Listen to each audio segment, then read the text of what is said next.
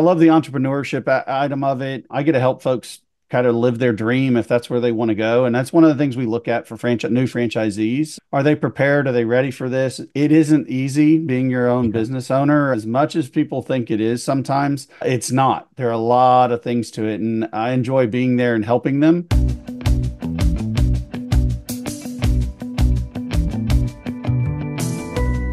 Hello, everyone, and thanks for tuning in to the latest edition of Fran Coach's Franchising 101 podcast. I am Tim Parmeter, founder and CEO of Fran Coach and your podcast host. Today, we are going to welcome one of our franchise partners here to again talk about their brand. But I'm going to do so with a little riddle today. Let's have a little fun. So today's franchise is part of a over $200 billion industry, almost every single dollar of which is paid for by insurance. Yet most people don't even know this niche exists. And when they do know that it exists, you never, ever, ever want to be a customer of this franchise. What is it? Why don't you ponder that for a second while I tell you about who Fran Coach is. And Fran Coach, we are a national search firm dedicated to working with individuals like yourself interested in owning a franchise. We're partnered with over 600 franchises in about 70 industries. And two real goals. Number one is to help get you properly educated on franchise ownership to determine if it's the path for you. And then second is, if so, what is your absolute best match? Maybe it's the one we're talking about today. So let's get right to it. All right, so that's a little bit about us. Now let's get to our guest. And joining us today is the president of our featured franchise, which is called 1-800 Packouts, Mr. Stefan Figley. Stefan, thanks for joining us today. Hey, thanks for having me. Love being here. We are excited to talk to you, and we kind of opened this with a little bit of a fun franchising riddle of what the heck this thing could be, because this is a franchise that most people don't know even exist. Like, they don't know anything about this industry, and weirdly, one of the few things, none of your customers want to ever see you. They never ever want to see you again. So we want to hear all about packouts, but we got to put that on the side burner here for a second, because I'm all about the people, and this industry is really all about the people. Tell us a little bit about you and kind of your journey into even franchising, and then ultimately to 1-800 Packouts. Yeah, thanks. Definitely will. Yeah, so I was in the marketing side, large Leo Burnett, large advertising marketing agency for many years, and then flipped over to the corporate side with ServiceMaster. Started on their non-franchise brands, and then they did have one brand that had small portion of franchisees, and so I went ahead and joined in and helped them manage their marketing actually. And so that was kind of a good start. That's how I entered into the franchising world. Moved over as the CMO of Mary Maids, one of their brands. And from then on, I've been in franchising pretty much almost steadily since for the last 18 years.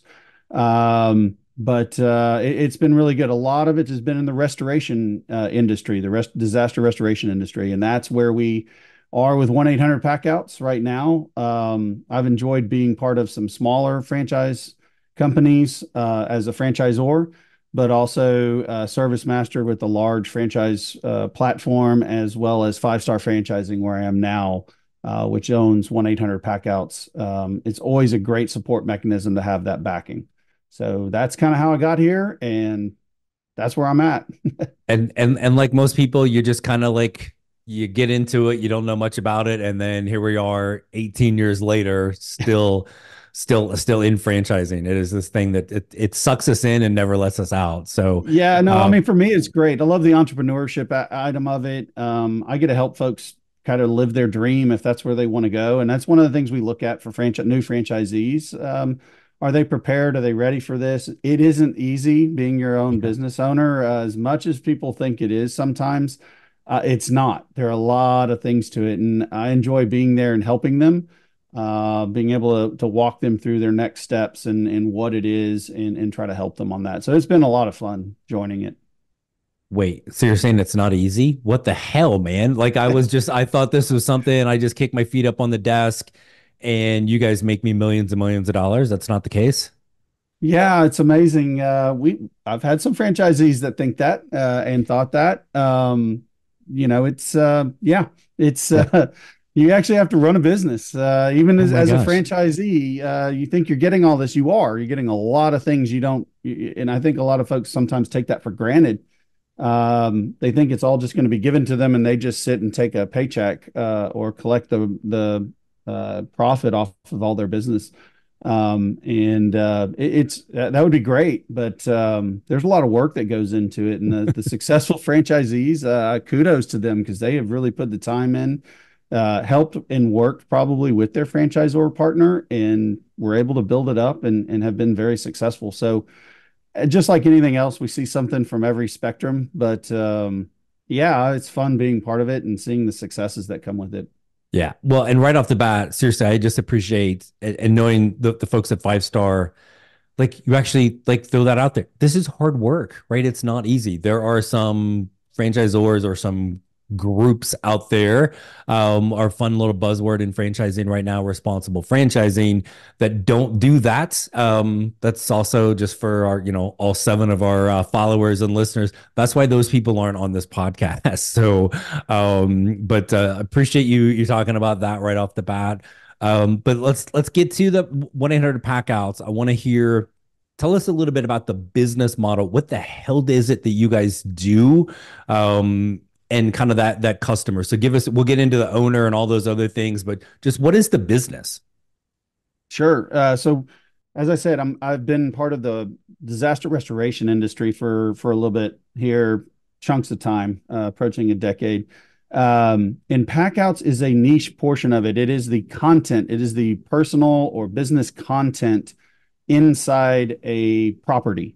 It can be anything. It can be your sofas, it can be your dishware, your glassware, your kitchenware. All of that is part of your content, your personal contents.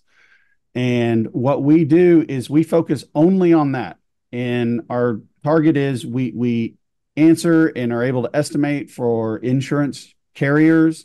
So that all that homeowners insurance or business general liability insurance that you have that are content based, we work with the insurance carriers in the time of a disaster. So water, flooding, water, leaks, storms, fire, hoarders. There's a lot of issues around the hoarder industry when that happens around hoarding that cause quote disasters. They're an insurance based claim. It's not all we do, but it's a big portion of it. That's probably about 85% of it. So we deal with everything that's inside of the property that's considered personal. So we pack it up, get it removed. If it needs to be cleaned, we clean it. We have ultrasonic tanks. All of our owners have ultrasonic tanks. We deodorize everything with ozone and hydroxyl. It's all technical. If I throw it out there, people think it's super serious. It is serious, and so I throw out those harder terms that maybe no one heard of. But yeah, so we do that. We store it in our private facilities, and then as everything's ready back at either the house or the business, we then bring back their personal content and provide it back to them in as good as it was before or better. So that's what we do. It's like a small portion of the restoration industry. Obviously, we don't deal with getting the water out or dealing with the soot from a fire or any of that. We help those contractors and those businesses, which are many. There's a lot of franchise businesses in that situation as well, and so we can partner with them. And so it's very, very particular. Yes, you do not want to be a repeat customer of ours, but if you are just having that type of situation, we'd love to help people multiple times. But I don't, we're not in we have our audience is our insurance carriers, our other contractors in the industry, and then the end customer is a homeowner or a business owner that we do deal with. And so there's a large element of empathy that we got to deal with, and we Right. want to provide that. And so we look at that in our owners as well. Right. So, but that's what No, we do. good. I know that characteristic is going to come back up as we talk about the owner, but just so fortunately, knock on wood, I've not personally had any of these things happen yet. But if we have all of a sudden sort of water damage, the my first thought is, oh, that stuff is all ruined, and I got to fight with the insurance company to get a new couch, or oh my gosh, what about my baseball card collection, or whatever, right? It might be. My kid's gonna worry about the video games and the Legos, right? Like, Yep.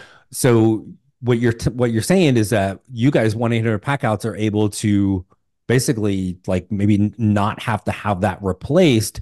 You can get the water damage, the fire, whatever out of it and bring it back just like it was before. Yeah, absolutely. I mean, some of it is lost there, and that'll be a determination that the insurance company, the insurance carrier, and we make together. We do have the ability to make recommendations that it's completely lost or that we can salvage it. Um, but a lot of items, it all depends on the balance and who the homeowner is or the business part or the business owner and what they want in their carriers. It's all a big influence. It also depends what happened. Right. And so but yes, we can do that. It's funny you bring up something like Legos. Legos are great. Those are all cleanable. We got ultrasonic tanks, such as, the ultrasonic vibration, and it removes all of the contaminants on it, cleaned, dried, back to normal, ready to go. And we've done, I've talked to a lot of our owners, and those are the fun ones because we know that gets back to somebody that's really, really going to enjoy them again. So, but yeah, that's what we do. We try to bring things back. Goes all the way to electronics. So it's a big balance. Your fight with some folks that we've seen are fighting to actually call it lost so they can get it replaced. Right. But we that's not our fight. It's with the carrier. We do what the insurance carrier says, and we try to help the homeowners as much as we possibly can so that they are educated because this isn't a common occurrence. And so we hear this all the time and we see it day in and day out. So we try to provide as much education as well to the end customer as much as possible because they're in a situation it's unnerving. It's that they've kind of been struck and they're in a it's very stressful, and we want to make sure that they have all their choices out there and what they can choose because this is their stuff. This is their Right. private belongings, and we want to make sure we can bring back anything that means a lot to them. That a carrier may say, "Hey, that's only like you said, baseball cards." If there's something we could do, we would try to do anything because we know some of that's like very, very personal to folks. It is a tough situation sometimes. Yeah. So talk a little bit about the owner, and kind of, I know there's always a really wide range of what an owner may end up doing or kind of the roles they take in as an owner. But I'm also know there's usually some consistencies with that. So what's maybe kind of a typical day in the life for an owner and maybe even some things that you're looking for, whether it's skills or just kind of personal traits? Sure. So I'm going to start on the second part of that, the personal traits, because one of the things that we have to deal with, like I said before, is the empathy. Um, it's one of the things that are right at the forefront. You're about to really work with folks and their belongings in a very stressful and disaster situation. Like they don't know what's happening. Well, somebody came in and just took our stuff, and that it's being taken care of properly, and all of that. So the empathy is definitely one of them. It's a big characteristic. The other characteristic is the understanding and the general idea of of business, not what we do. We have that mapped out, but to understand that business, there's differences between cash flow and revenue and invoice to collection. I mean, it's shocking to say that sometimes, but I have seen, and you have too, I'm sure, and many people that are on this have probably heard this. They have an owner come in and they don't understand the difference necessarily, or they misread it between cash flow in the revenue and what they've invoiced and when they collect it. And for us, it's a very serious situation. I bring it up when I'm talking to candidates to come on board because we deal with insurance carriers. So they have a legal time frame of when you invoice them to the approval to when they have to pay. And That's very difficult for a business owner if they don't have cash. It's not like a retail where you sold Right. it, it's there, it's gone, and now you're collecting immediately. So there's some extra coaching. So we look for that very heavily. And folks, I mean, five-star franchising, we have the drive, which is the determination, the innovation, just the engagement into the business. And so we actually model our potential franchise owners after that to make sure that they're there to be putting their effort into it. And so we get a mix. I got some Right. folks, I have owners that come from the restoration world. So they have a mitigation company. So they deal with the water loss and the build back. But the specialty of dealing with personal belongings is sometimes a little bit painful. And so what they've done is purchased in and bought the franchise for 1-800 Pack Out so that we can help coach them on the right things to do in that element. Right. Then we have folks that are just business folks that come on. It's great. I see a lot of folks that come on and say, yeah, I'm a good salesperson. And I keep saying, let's double check that as we move through this process because it is networking. So what do you do in the day in the life? You're networking as an owner. You're talking to a lot of folks in your area and your geography. You're talking to contractors, you're talking to carriers, you're talking to competitors. A lot of times we don't beat our competitors up. There's a lot of business in this industry. Right. And so we talk to them because we need to make sure we're protecting ourselves as an industry, but also what are we seeing as major problems that we all have to conquer, and there may be ways to do it. So they are an element we discuss, but they are engaged on a regular basis. Following that, they're going to fall onto one side or another. They're going to fall onto the business development side of the business, or they're going to fall onto the operational side of the business. And that's what we kind of try to test out as they're onboarding right before they open, as we go through additional trainings. And then we work with them very heavily over the first 6 months to make sure that what they have determined, either operations or business development, is the right fit and is the right thing for them. And so we continue our training through that. So that's kind of the mix that we see on it. Gotcha. Well, and I like the certainly if you're on the business development side, it's like you talk about the empathy, but you need to be kind of a people person with this, right? It's like sometimes people they can communicate with people, but sales feels like this like dirty 4-letter word, right? Like I got to go knock on doors. They don't ask for the sale. Right. Yeah. Well, you don't have to do this with us. You just have to be able to build those relationships and again, like be those for those kind of your end user, the homeowner, or the business owner, or whatever, right? So it's a great thing where it's like it's not salesy. And I think you talked about the insurance side. I mean, good and bad, right? The good news is like almost everything is insurance based, right? So you know they're going to pay. They're just not paying today, right? So you talk about being able to kind of budget that for 30, 60, 90 days, whatever that is, right? So we hope to push them to the 45 to 60 days. They can come up with their reasons why not to, but that's what we coach our franchisees on. But yeah, absolutely. It's about being in the people business. The contractors are going to work with people that they've gotten to know and like, and are building a relationship with on a little bit of trust because they're putting their name on there as well with you. Right. And so that's extremely important. You don't want to burn those bridges by any means. You don't really want to do that in any business. So that's kind of common. But it is, you have to have some ability to engage, contact people back.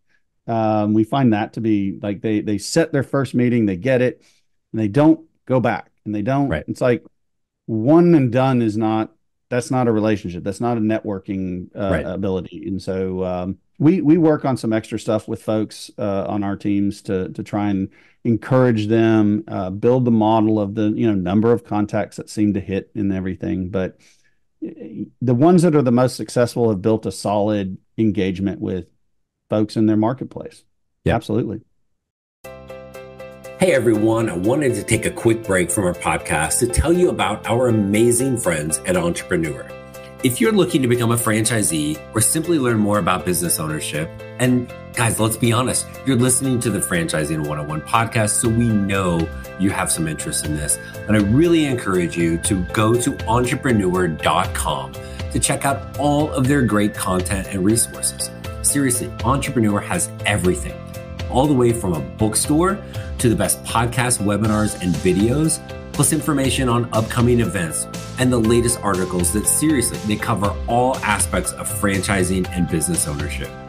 If you're having trouble deciding which franchise is right for you, start with Entrepreneur's renowned Franchise 500 ranking, which highlights the best franchises of 2022. For 45 years and counting now, Entrepreneur has been and continues to be the most widely recognized and respected authority in the franchise market. Digital and print subscriptions are available, so you never miss out on anything. So seriously, what are you waiting for? Go to entrepreneur.com right now and learn more. Talk a little bit about the staff. Like, what do we need? We've got an owner, and are they more business development? Are they more operations? But who do we need besides that owner at the beginning? So at the beginning, accounting, whether the owner takes that on or not, you need the basic accounting functions. Obviously, we provided strong chart of accounts to model on, but the getting everything billed correctly. That's why I say that.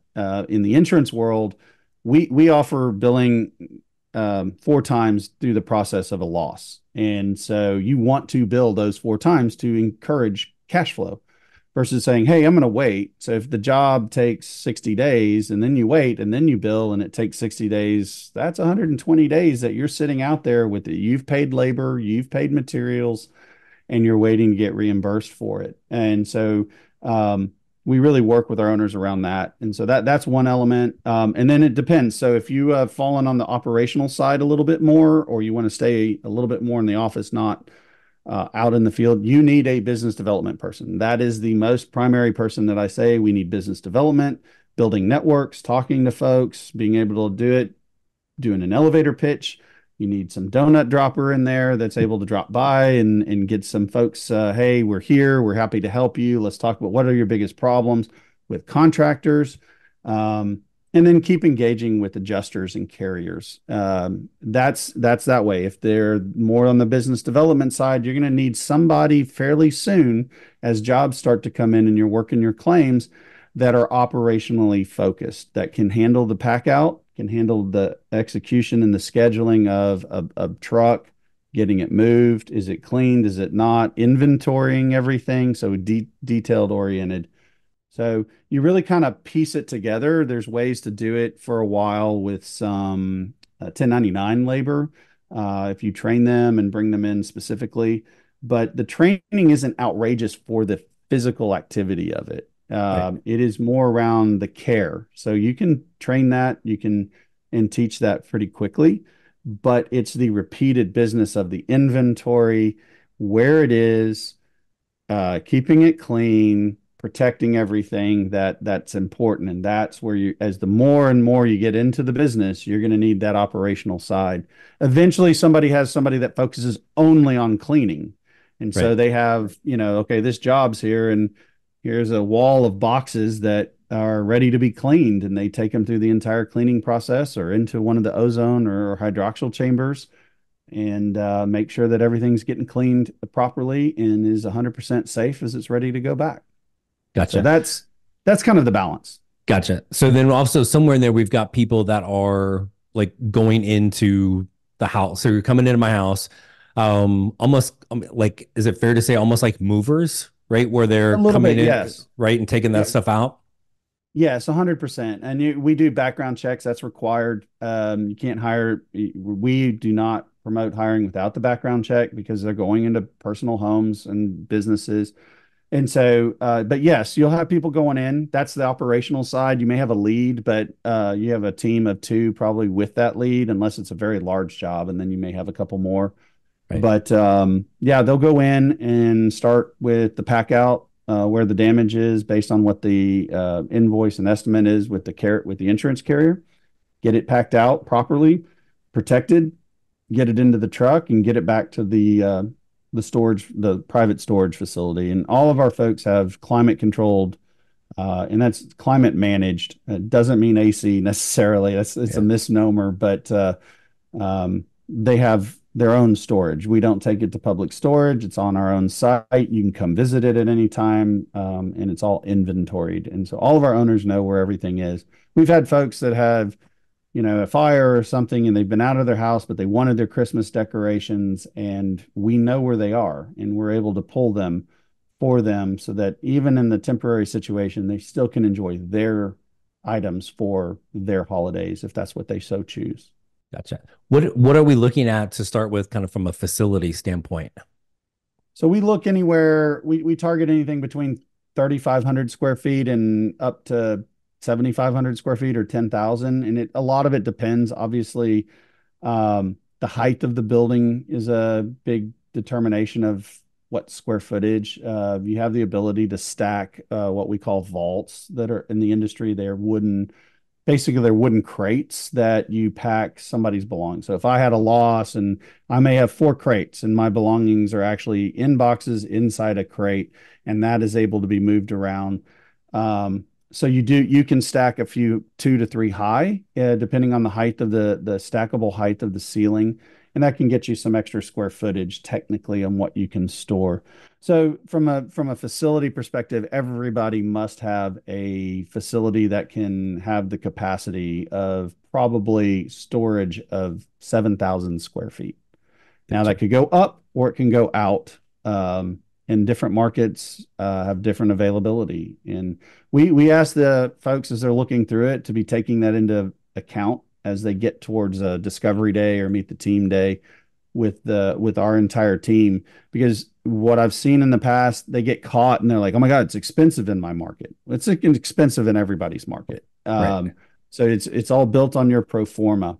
Pricing is done geographically. The insurance industry has it dealt with through 2 softwares, and they're priced geographically. I mean, so Right. labor is priced based on where you are, so is rent, so is the vehicles that you have. All of that is adjusted geographically Yeah. on the fly.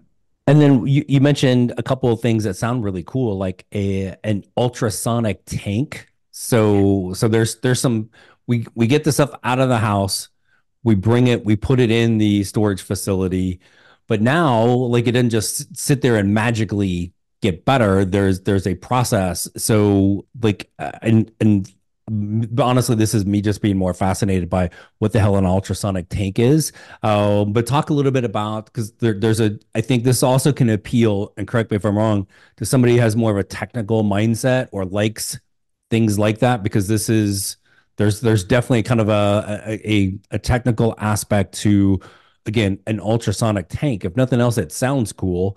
What does it do, and what are some of the things that are being used in there that an owner is going to have to actually clean everything and get it back to the home? Well, that's actually part of why you use the ultrasonic tank. You don't scrub in an ultrasonic tank. So you have a pre-wash, which you will have. It'll be a light cleaning agent in the water. You may, if it depends on how delicate certain things are, you can brush some of the high, like if it's soot from a fire, that's going to go through cleaning. If there's mold, and you'll brush lightly to get some of the heavier stuff off before you do it. So once you're done with that, so let's say they're glasses from your kitchen. Let's say there was a fire. There's glasses from your kitchen, and they would have soot on it. They're going to go through the pre-wash, get a little clean, and then they'll be put into some these stainless steel trays that protect the glasses, and those will be dropped into the ultrasonic tank. Once it's on, it's just a high level of vibration. And so because of the vibrations that go through the water, it actually removes the particles from the dirt particles, the soot, mold, anything left that's in the crevices that are extremely difficult to get to potentially. Right. So it's just a higher level of cleaning. It has a chemical base in there as well to get everything cleaned. Then you put it in a post wash, which is just a rinse to get any of the other chemicals off. And then it'll go through either regular drying, or many owners have dryers, which it speeds up the process. So the faster you can do that, you can get it wrapped back up and put into a clean box and then into storage. So you don't want to store damp items because they'll mold. You don't want to store, anything with soot. You don't cross contaminate. These are dirty, these are clean. We have it specifically marked. And so that's what it is. But you can put all sorts of things through it. It's in fact, I've been in the industry for a while, and I still hear about different things that go through it, and I'm a little bit shocked. And it's really kind of interesting to see it in it as it goes on. Anybody interested in it, you can see some of them on the internet, obviously. But if you're in the industry, go ask when they're cleaning a fire or something like that, and it's interesting to watch what they push through it. CDs, CD-ROMs, because it doesn't damage them. Oh, wow. You can even go to the whole aspect of electronic cleaning, which is also very similar to it and using similar technologies. So TVs, computers, computer screens. Obviously, you're protecting some very high-end components to it, and there's some delicacies to it, and that's why it's a separate type of equipment, but all in the same line of that ultrasonic, if you would. But the idea behind it is to be able to take the possessions, the content, get it cleaned properly, so that when it's being returned to the end customer, it's clean. It's 100% clean. So Gotcha. So, and I think one thing that is appealing to the restoration industry, when people think about that, is like they'll throw out the words recession proof or recession resistant, which always make me cringe. But I think it's pretty accurate with that, right? But then what's one of the, and you've been in that space, what's one of the concerns is the 24/7 nature that business can have. yep, Not as much yep. as I think people think it's going to, but it certainly will happen. Um, how many people are calling you at 2 in the morning with 1-800 packouts? Like, never. Yeah, Right. so Right. So, on the pack outside, that's kind of so you're correct in the industry itself. 24/7 is a major identifier that you have to be aware of. But that's more on the mitigation. right. The If it was a storm, that's going to be a kind of a built make ready, a make safe, where they're boarding up, tarping a roof, those types of things. Those are done as quickly as possible to minimize the damage, Right. obviously, that could happen. It, excuse me, and make it safe. From the pack outside, we are more towards the traditional work time. We are not, we're not used. Now, I say there are exceptions, but for the most part, we are not called on a 24/7 basis. They can call us between pretty much regular working hours and um, get what they need done. That's probably 90% of the entire inflow of business for us. Right. So that isn't a for what we do. That's one of the benefits of being Yeah. in this business. We're also only part of the entire claim, and so there are folks that are interested in that 24/7. I have folks on my team that were burned out from the 24/7. And so they're like, this is great. We're here. We're going to help coach franchisees this way. And this is actually kind of nice. So it's, yeah. So Yeah. that is one of the things to watch out for. But otherwise, recession proof, I'd never like to say it either. Yeah. But we don't play on the economy. There's not much of our business that is driven by the pure economy. Now, there are factors that do come from that. And that's why I said I'll never say that it is, because Yeah. many carriers now pay the homeowner directly, and they have to pay their contractors. Um, and when they see a big check, and if it has been in some more financial tighter times, it's sometimes difficult. All of a sudden, that check, wow, I just saw X thousands of dollars. I'm going to go get a new whatever. And all Right. of a sudden, they do not pay for the fixing of what was fixed, like redo their walls, get the water out of there, put their floors back in, and then get their content back in there as well.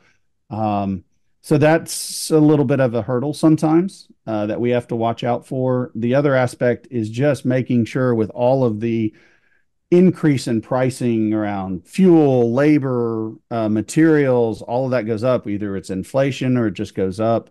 Um, However you want to say it, it's still there. The adjustment into the software takes a little bit longer to get there. And so we work with our franchise owners to make sure they're doing it right, talking to the insurance carriers to make sure they're getting compensated properly for what they're doing, because it does lag a little bit. And so that's one of the other like risks and issues that we've seen in our industry. But as a whole industry, that's why you talk to your competitors. That's why you talk to other contractors.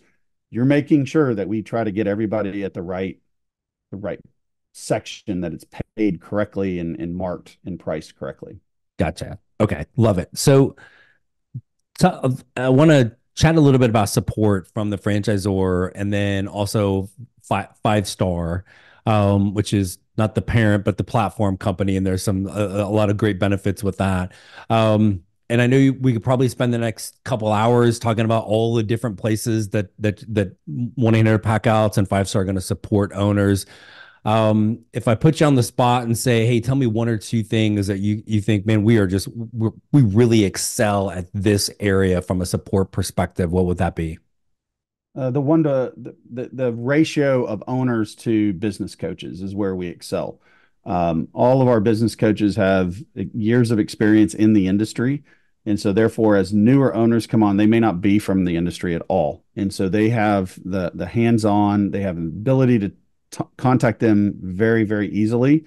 We do not overwhelm the number of owners that have their first initial point person is the business coach. So we don't overwhelm that ratio. In fact, we're bringing on another business coach in a month.